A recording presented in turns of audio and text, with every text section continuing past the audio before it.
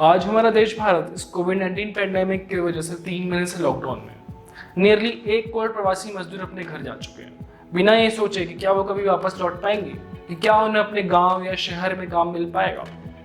IMF, world bank जैसे बड़े बड़े ऑर्गेनाइजेशंस ने इंडिया की GDP की प्रोजेक्शन की है 2%। इन सब के बावजूद कैसे हम अपनी इकोनॉमी को रिवाइव कर सकते हैं, आइए जानते हैं इस वीडियो में।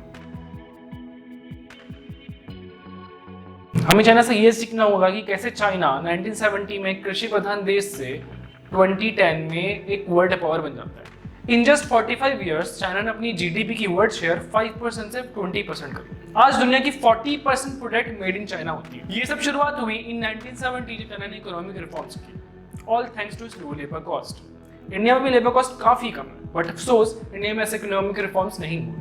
आज इंडिया में हाउस होल्ड से लेके इलेक्ट्रॉनिक सामान तक सब मेड इन चाइना होती है। तो क्यों ना हम इन सब प्रोडक्ट को इंडिया में ही बनाएं और एक आत्मनिर्भर सेल्फ रिलायंट इंडिया की ओर कदम बढ़ाएं।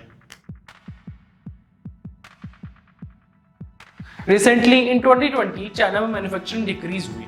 चाइना में इकोनॉमिक ग्रोथ के साथ साथ लेबर कॉस्ट भी काफी बढ़ी है, जिसकी वजह से कंपनीज की प्रोडक्शन कॉस्ट भी काफी बढ़ रही है। यही वजह है कि अब कंपनीज अब चीपर अल्टरनेटिव्स तरफ देख रही है। Countries like Vietnam, Myanmar, Thailand इन सब का फायदा उठा रही है। इंडिया भी इन सब का फायदा उठा सकता है। हुआवेई और जूम कंपनीज के बारे में तो आपने सुना ही होगा। इन कंपनीज पे ये एलिगेशंस है कि ये कंपनीज चाइनीज गवर्नमेंट के लिए स्पाई का काम कर रही थी। इन सब के बावजूद इस कोविड-19 पैंडेमिक की वजह से जब पूरे वर्ल्ड में मेडिकल इक्विपमेंट्स की शॉर्टेज हुई, तब चाइना ने फॉल्टी मेडिकल इक्विपमेंट्स इन देशों को भेजे। ये सबको देखकर इन देशों को ये समझ में आ ही गया कि वी कांट ट्रस्ट चाइना। एक एस्टिमेशन है कि अराउंड 51 कंपनीज चाइना में प्रोडक्शन बंद कर चुकी है। इनमें से इंडिया में कितनी आई? सिर्फ 3 और वियतनाम में 48। आज इंडिया में एक रेस्टोरेंट खोलने के लिए 8 प्रकार के लाइसेंस लगते हैं। तो सोचिए इन कंपनीज को क्या डिफिकल्टीज आई होंगी अपनी प्रोडक्शन यूनिट इंडिया में डालने में। आज इंडिया और चाइना में $50 बिलियन का ट्रेड डेफिसिट है।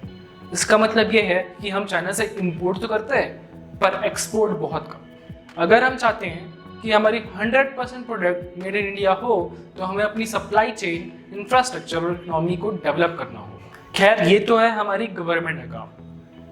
इसमें हम क्या कर सकते हैं? हम अपनी गवर्नमेंट की हेल्प कर सकते हैं by using product made in India only. तो अगर पॉसिबल हो तो अगली बार जब भी हम मार्केट जाएं, ये चेक कर लें कि क्या वो प्रोडक्ट मेड इन इंडिया है कि नहीं। बैकवर्ड चाइना कहने का मतलब ये नहीं है कि हम अपने घर में पड़ा हुआ Chinese products like TV, fridge, mobile phone in सबको फेंक दें और इंडियन प्रोडक्ट ले आए। ये एक लॉन्ग प्रोसेस है। ये 1 या 2 या 3 या 4 दिन में नहीं होने वाला। इसमें 10 साल भी लग सकते हैं, इसमें 20 साल भी लग सकते हैं। ऐसा मैं इसलिए कह रहा हूँ क्योंकि आज इंडिया में 40% प्रोडक्ट मेड इन चाइना होती है। आपको ये जानकर के आश्चर्य होगा कि पेटीएम, ओला, BJYU, जोमेटो ऐसे बहुत सारे एप्लीकेशंस हैं जिनको आप डेली यूज़ करते हैं, वो चाइनीज़ कंपनी से हेविली फंडेड है। चाइना की तो इवन खुद की फेसबुक, गूगल, यूट्यूब जैसी एप्लीकेशंस भी हैं। चाइना खुद तो इन एप्लीकेशंस को अपनी कंट्री में अलाउ नहीं करता है, पर चाइनीज़ एप्लीकेशंस आज पूरे वर्ल्ड में। एक एस्टिमेशन ये है कि चाइनीज़ एप्लीकेशन इंडिया के 70% स्मार्टफोन में होती है। PUBG और टिकटॉक जैसे एप्लीकेशंस के तो मिलियंस ऑफ यूजर्स इंडिया। हम इन एप्लीकेशंस को यूज़ करके इनडायरेक्टली चाइनीज़ इकोनॉमी में कंट्रीब्यूट कर रहे हैं। इंडिया चाइना पे हेविली डिपेंडेंट होता जा रहा है।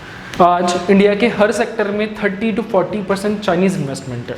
तो सोचिए आप और हम जैसे लोग क्या कर सकते हैं अपनी कंट्री को और अपनी इकोनॉमी को बचाने के लिए। तो अगर ये वीडियो आपको अच्छी लगी है और आप चाहते हैं हम और भी ऐसे वीडियो बनाएं, तो please make sure to like and subscribe and press the bell icon.